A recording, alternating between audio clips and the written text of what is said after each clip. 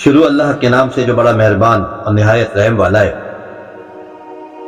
نبی کریم علیہ الصلوۃ والسلام کے آبا کی بزرگی، ان کے بہترین گروہ ہونے، بہترین قبیلہ ہونے، بہترین زمانے میں ہونے، آپ علیہ الصلوۃ والسلام کے نسب کے طاہر ہونے، اہل بیت کی پاکیزگی، حضرت عباس رضی اللہ تعالیٰ عنہ کی مدح اور حدیث جابر رضی اللہ تعالیٰ عنہ کے بیان میں، حضرت علی المرتضیٰ علیہ السلام کا ایک خطبہ نہج البلاغہ میں ہے۔ رسول اللہ علیہ الصلوۃ والسلام کے آباء و اجداد کی تعریف و توصیف میں منقول ہے۔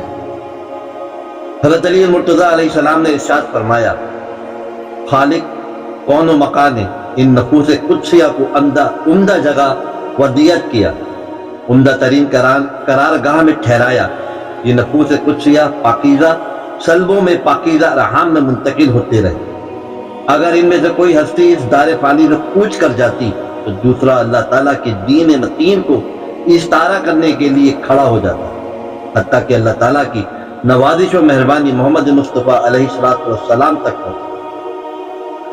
آپ علیہ الصلوۃ والسلام کو سب سے اعلیٰ معدن سے نکالا، عمدہ ترین شجر کی اصل کہا، اس شجر اعلیٰ کی شاخوں سے انبیاء کرام کو تخلیق کیا، اس سے ایماندار لوگوں کو پیدا فرمایا۔ محمد علیہ الصلوۃ والسلام کی عزت و بہترین عطرت ہے، اور محمد علیہ الصلوۃ والسلام کی اصل بہترین اصل ہے۔ شجر محمدی علیہ الصلوۃ والسلام بہترین شجر ہے جو اللہ تعالیٰ کے حرم میں تخلیق ہوا، لطف و عنایت کی سیرابی سے سیراب ہوا، جس کی شاخیں دراز ہیں، اس کے ثمر تک کسی کو رسائی نہیں۔ وہ امام المتقین ہے، ہادین کے لیے بصیرت ہے، درخشتہ دیپک جس کی تابانی دائمی ہے، بلند ہونے والا نور جو مسلسل ذوفشاں ہے، نور کا وہ منبع جس سے روشنی نکلتی ہے، اس کی چال معتدل ہے، اس کی روشنی راہبری ہے۔ کلام و صدیق آپ علیہ الصلوۃ والسلام کا وترۂ امتیاز ہے۔ آپ علیہ الصلوۃ والسلام کی حکم عدل پر مبنی ہے۔ اللہ تعالیٰ نے آپ علیہ الصلوۃ والسلام کو اس پرفتن دور میں بھیجا جب انبیاء کا سلسلہ منقطع ہو چکا تھا، جب پارسائی ٹھوکر پر تھی، ملتیں گمشدہ تھیں۔ نہج البلاغہ حضرت واصلہ بن اسقع رضی اللہ تعالیٰ عنہ سے روایت ہے کہ رسول اللہ صلی اللہ تعالیٰ علیہ وآلہ وسلم نے ارشاد فرمایا، بے شک اللہ تعالیٰ نے ذریت ابراہیم سے حضرت اسماعیل کا انتخاب فرمایا، پھر اولاد اسماعیل سے بنی کنانہ کا، بنی کنانہ سے قریش کا، اور قریش سے بنی ہاشم کو پسند فرمایا، اور بنی ہاشم سے مجھے ممتاز فرمایا۔ سنن ترمذی۔ حضرت عباس بن عبد المطلب رضوان اللہ تعالیٰ اجمعین سے روایت ہے کہ میں نے عرض کی، یا رسول اللہ علیہ الصلوۃ والسلام، قریش اپنی مجالس میں اپنی بزرگی کا تذکرہ کرتے ہوئے آپ علیہ الصلوۃ والسلام کے متعلق کہتے ہیں کہ محمد علیہ الصلوۃ والسلام کی نظیر اس کھجور کے شجر کی طرح ہے جو بے آب و گیا زمین میں اگ گیا۔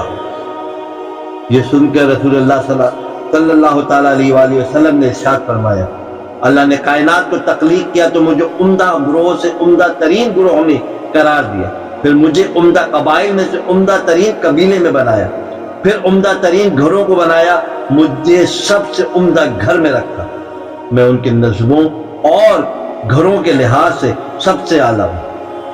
سنن ترمذی۔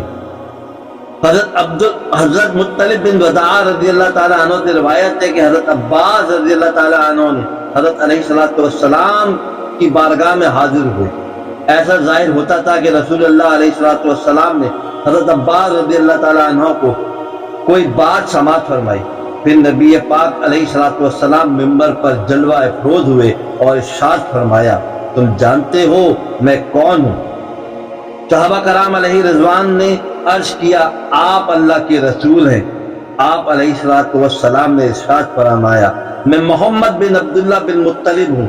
اللہ تعالیٰ نے کائنات کو تخلیق کیا، مجھے نفیس ترین انسانوں میں بنایا، پھر ان کے گروہ بنائے، مجھے ان میں سے بہترین گروہ میں قرار دیا، پھر ان کے قبائل بنائے، پھر مجھے ذی وقار قبیلے میں قرار دیا، اور میں ان میں سے عمدہ نفس والا ہوں۔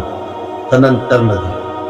حضرت عبد المطلب بن ربیعہ بن حارث بن عبد المطلب بن ہاشم علیہ رضوان سے روایت ہے کہ حضرت عباس بن مطلب علیہ رضوان رسول اللہ صلی اللہ تعالیٰ علیہ وآلہ وسلم کی بارگاہ میں رنجیدہ خاطر حاضر ہوں۔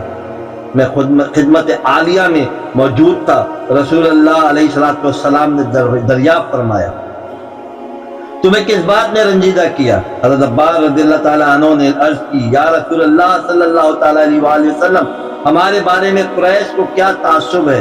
جب آپس میں ملتے ہیں تو خوش و خرم چہروں سے ملاقات کرتے ہیں، لیکن جب ہم سے ملاقات کرتے ہیں تو یہ کیفیت نہیں ہوتی۔ جن سن کر رسول اللہ علیہ السلام نے اس قدر رنجیدہ ہوئے کہ آپ علیہ السلام کا روئے طابہ سرخ ہو گیا۔ پھر آپ علیہ السلام نے ارشاد فرمایا، قسم ہے اس ذات کی جس کے دست قدرت میں میری جان ہے، جب تک آدمی اللہ اور اس کے رسول علیہ السلام کو محبوب نہ رکھے گا، اس وقت تک اس کے دل میں ایمان داخل نہیں ہوگا۔ پھر رسول اللہ علیہ السلام نے ارشاد فرمایا، اے لوگوں، جس نے میرے چچا کو اذیت دی اس نے مجھے اذیت دی۔ بے شک انسان کا چچا اس کے باپ کے قائم مقام ہوتا ہے۔ سنن ترمذی۔ ایک مرتبہ حضرت عباس بن عبد المطلب علیہ رضوان نے عرض کی، یا رسول اللہ علیہ السلام، بے شک میں آرزو مند ہوں کہ آپ علیہ السلام کی تعریف اور توصیف کروں۔ رسول اللہ علیہ السلام نے ارشاد فرمایا، اللہ تیرے چہرے کو سلامت رکھے۔ پھر حضرت عباس رضی اللہ تعالی عنہ نے یہ اشعار پڑھے،